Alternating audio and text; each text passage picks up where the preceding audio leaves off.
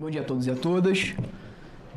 Começo agradecendo aqui o convite ao senador Isalci Lucas, agradecer a presença da senadora Damares, deputado Vitor. É um prazer estar aqui. Esse é um tema que é fundamental para todo o Brasil, independente de qual setor a gente está falando. A reforma tributária posta, ela altera o sistema, a lógica da tributação no Brasil, impactando todas as pessoas que vivem nesse país. Então, o tema é fundamental e eu agradeço muito a oportunidade de estar aqui falando um pouco sobre esse tema. Eu não trouxe a apresentação porque eu quero fazer vou fazer uma fala rápida, quero dividi-la em 3 partes, né? Uma primeira parte, inicial, em que eu pretendo analisar dois dispositivos constitucionais que foram citados várias vezes aqui, ao longo das brilhantes exposições que foram feitas, para identificar, para investigar se o que a gente está discutindo aqui, o que todos nós estamos discutindo aqui, é possível ou não. A gente precisa pedir o que a gente está pedindo ou a Constituição determina que a gente faça? Então vamos lá. A gente está falando do setor de saúde e de educação. Eu ouvi já algumas vezes nas exposições que me antecederam a seguinte expressão, que obviamente repete aí o Código, a Constituição Federal. O artigo 205 e o artigo 196 da Constituição Federal falam que a saúde e a educação é um direito de todos e um dever do Estado. A gente sabe que existe uma diferença muito clara entre o que é o texto e o que é a norma. O texto é aquilo que a gente lê. A norma é aquilo que a gente extrai, aquilo que o Constituinte quis dizer. Quando o Constituinte diz que a saúde e a educação é direito de todos, dever do Estado, perdão, e direito de todos, o que ela está querendo dizer na realidade, na prática? Ela está querendo dizer que o Estado não pode, quando eu digo Estado, eu digo lato sensu, não pode dificultar, inviabilizar, atrapalhar a atividade relacionada à saúde, a atividade relacionada à educação. No artigo 6º da Constituição, lá no inicinho da Constituição, há uma menção expressa no sentido de que a saúde é um direito social. Ela estar no artigo 6º, geograficamente, mostra a importância desse tema para o legislador. Os princípios estruturantes, aqueles que pautam a base do Estado, geograficamente estão na parte de cima da Constituição. E qual é a grande diferença dos princípios estruturantes e os demais princípios? Os estruturantes, eles não podem ser balanceados, ser colocados numa balança. Eles são a base do Estado. Quando eles entram em conflito com qualquer outro princípio, eles se sobrepõem. Então, eu acredito que muito do que a gente esteja discutindo aqui, como se a gente estivesse fazendo um pedido ou algo do tipo, na verdade, é uma determinação constitucional, né? E que, claro, a reforma tributária, como eu disse, mudou o sistema tributário. É complexo, é longo, é difícil a gente conseguir, daqui de dentro, identificar todas as possibilidades de operações possíveis de cada setor. E é por isso que nós estamos aqui. É para contribuir mesmo, para trazer aquilo que, eventualmente, aqui, escrevendo o projeto, não foi visto, o que é natural, em razão da complexidade. Então, ultrapassado esse primeiro momento, eu queria citar 2 coisas. A primeira é que a gente está diante de uma tributação, de uma reforma, de um projeto que versa sobre tributação sobre o consumo, que, como já foi dito aqui várias vezes, é necessariamente um valor que é repassado ao consumidor final. Então, aqui a gente não está discutindo imposto de renda, não é tributação da empresa. Aqui é a tributação repassada ao consumidor final. 2 dos princípios mais relevantes dessa reforma tributária são a neutralidade e a não cumulatividade. O que diz a não cumulatividade especificamente?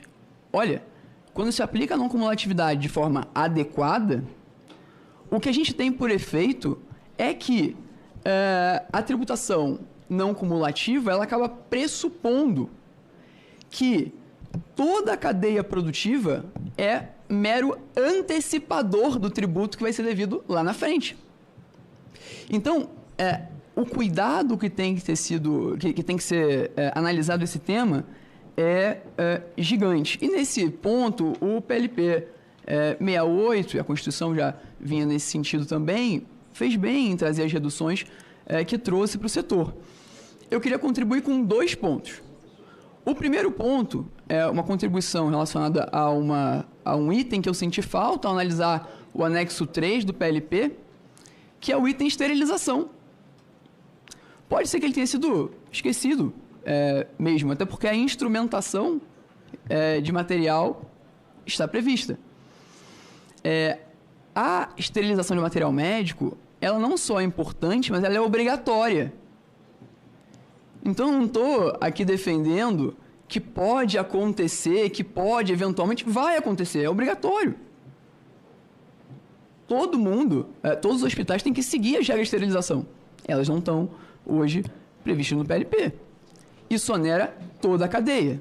E, no final das contas, como é tributação sobre o consumo, é repassado ao consumidor final. Nesse sentido, queria registrar a presença do professor Eliano Torres, meu professor da São Francisco. Ademais, toda a cadeia produtiva, justamente pelos motivos que eu acabei de mencionar um pouco antes, por ser, de fato, algo protegido pela Constituição, deve ser desonerada.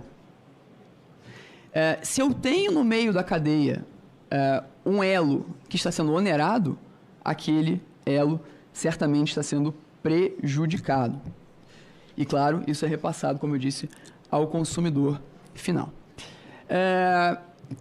O segundo ponto que eu queria mencionar, e eu queria fazer referência a esse ponto, que já foi mencionado várias vezes, mas eu queria fazer a relação com o tema que eu trouxe, a esterilização, é que o artigo 156, parágrafo 7º da Constituição, 156A da Constituição, ele, de fato, trouxe essa ideia de que os créditos serão anulados nas operações anteriores, nos casos em que a gente está diante de uma entidade imune.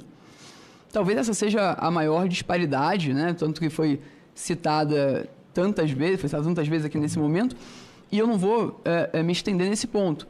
O que eu queria só era levantar o paradoxo que é uma cadeia em que, por conta dessa anulação de créditos, se você tiver uma entidade imune no meio da cadeia, fica mais caro 15 segundos. Do que se você não tiver.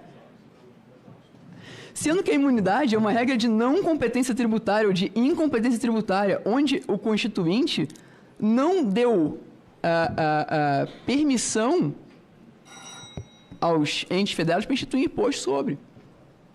Então, é um total contrassenso. Eu reforço aí aquilo que já foi mencionado.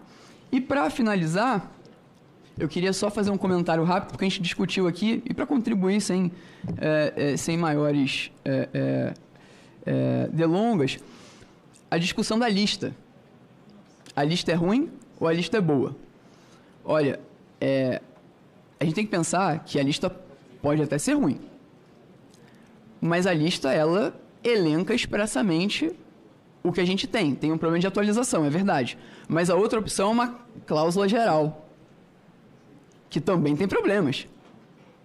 Principalmente no que se refere à judicialização e uma série de problemas relacionados à judicialização e à complexidade que isso gera. Então, gostaria de fazer esses comentários. E, por fim, as emendas. A gente encontrou a emenda 01175, senador Dr. Irã, 01178, senador Flávio Bolsonaro, que incluem na lista, no anexo 3, a seguinte expressão: serviços de esterilização, e que se somam à de instrumentação cirúrgica, né? O que é absolutamente lógico e louvável, considerando a importância dessa atividade e o comando constitucional no sentido de que a saúde deve ser protegida. O Estado não pode dificultar, atrapalhar ou inviabilizar o setor de saúde nem a educação. Muito obrigado, senador.